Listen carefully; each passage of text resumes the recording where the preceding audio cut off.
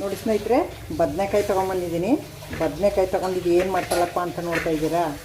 ನೋಡಿ, ಈ ಬದನೆಕಾಯಿನ ಕಟ್ ಮಾಡಿಕೊಂಡು ನೋಡಿ ಈ ಥರ ಗಾಲಿ ಕಟ್ ಮಾಡ್ಕೋಬೇಕು. ಕಟ್ ಮಾಡಿಕೊಂಡು ಇದನ್ನು ತವಾ ಫ್ರೈ ಮಾಡ್ಕೋಬೇಕಿದೆ. ತವಾ ಫ್ರೈ ಮಾಡಿಕೊಂಡ್ರೆ ಇದಕ್ಕೆಲ್ಲ ಮಸಾಲೆ ಹಾಕಬೇಕು, ಬರೀ ಹಾಗೆ ಮಾಡೋದಲ್ಲ. ತವಾ ಫ್ರೈ ಮಾಡಿದ್ರೆ ಸ್ವಲ್ಪ ಗ್ರೇವಿ ಹೆಂಗೆ ಮಾಡಿಕೊಂಡ್ರೆ ಅನ್ನನೂ ತಿನ್ಬೋದು, ಇಲ್ಲ ಅಂದರೆ ಊಟಕ್ಕೆ ನೆಂಚ್ಕೋಬೋದು, ಚೆನ್ನಾಗಿರ್ತದೆ. ಸ್ನ್ಯಾಕ್ಸ್ ಆಗಿ ತಿನ್ನೋಕ್ಕೆ ಚೆನ್ನಾಗಿರ್ತದೆ. ಅದಕ್ಕೆ ಈಗ ಅದನ್ನು ಮಾಡ್ತಾಯಿದ್ದೀನಿ, ಬನ್ನಿ ನೋಡೋಣ.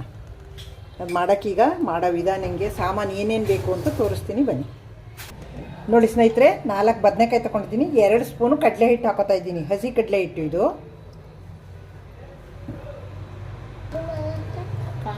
ಕಾರ್ನ್ಫ್ಲೋರು 1-2 ಸ್ಪೂನ್ ಹಾಕೋತೀನಿ ಅದನ್ನು.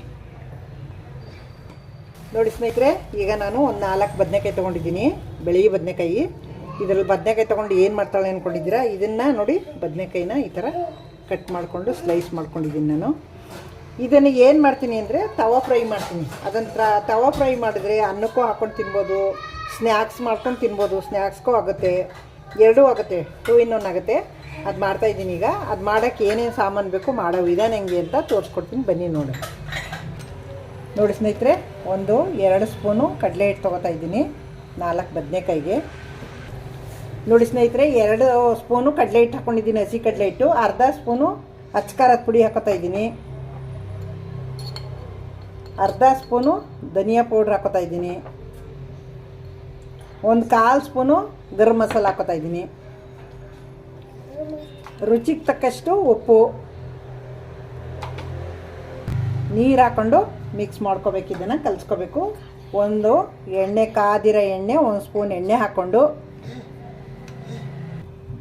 1 ಸ್ಪೂನ್ ಎಣ್ಣೆ ಎಲ್ಲ ಹಾಕಿ ಮಿಕ್ಸ್ ಮಾಡಿಬಿಟ್ಟು ನೀರಲ್ಲಿ ಹಾಕ್ಕೊಂಡು ಕಲಿಸ್ಕೋಬೇಕು ಇದನ್ನು.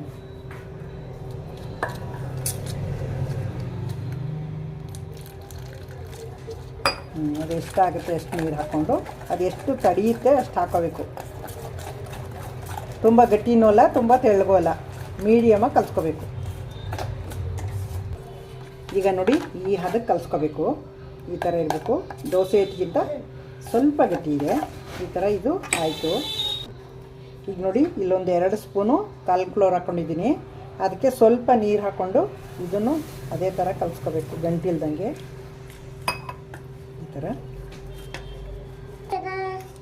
ನೋಡಿ ಸ್ನೇಹಿತರೆ, ಈ ಹದಕ್ಕೆ ಕಲಿಸ್ಕೊಂಡಿದ್ದೀನಿ. ಇದು ಸ್ವಲ್ಪ ತೆಳ್ಳಗೆ ಇರಬೇಕಿದು, ದೋಸೆ ಹಿಟ್ಟಿಗಿಂತನೂ ತೆಳ್ಳಗಿರಬೇಕು. ನೀರು ದೋಸೆಗಿಂತ ಚೂರು ಗಟ್ಟಿ ಇರಬೇಕಿದು.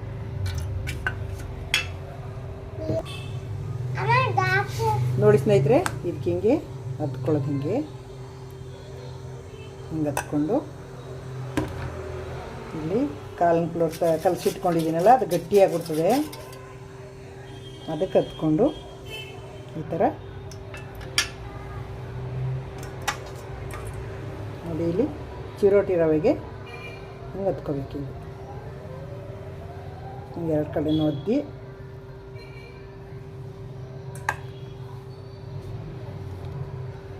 ನೋಡಿ, ಸ್ಟವ್ ಮೇಲೆ ಪ್ಯಾನ್ ಇಟ್ಟಿದ್ದೀನಿ ಒಂದು, ಅದ್ರ ಮೇಲೆ ಹಿಂಗಿಟ್ಟು ರೋಸ್ಟ್ ಮಾಡ್ಕೊಳ್ಳೋದು.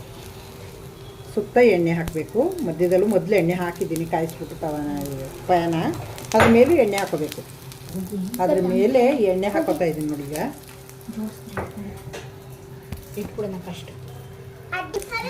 ನೋಡಿ ಸ್ನೇಹಿತರೆ, ಎಲ್ಲ ಹಾಕಿದ್ದೀನಿ. ಈಗ ಅದ್ರ ಮೇಲೆ ಈ ಥರ ಎಣ್ಣೆ ಹಾಕೋಬೇಕು. ಈ ಥರ ಎಣ್ಣೆ ಹಾಕಿ ನೋಡಿ, ಬೆಂದಂಗೆ ಇದನ್ನು ತೆಗೆದು ಉಲ್ಟಾ ಹಾಕೋಬೇಕು. ಈ ಥರ ಹಿಂಗೆ ಉಲ್ಟಾ ಹಾಕಿ ಬೇಯಿಸ್ಕೋಬೇಕು. ನೋಡಿ, ತಿರುವು ಹಾಕಿದ್ಮೇಲೂ ಇದ್ರ ಮೇಲೆ ಎಣ್ಣೆನ ಈ ಥರ ಸವರ್ಕೋಬೇಕು. ಎಣ್ಣೆ ಸವರಿ ಚೆನ್ನಾಗಿ ರೋಸ್ಟ್ ಆಗಂಗೆ ಬೇಯಿಸಿದ್ರೆ ಚೆನ್ನಾಗಿರ್ತದೆ.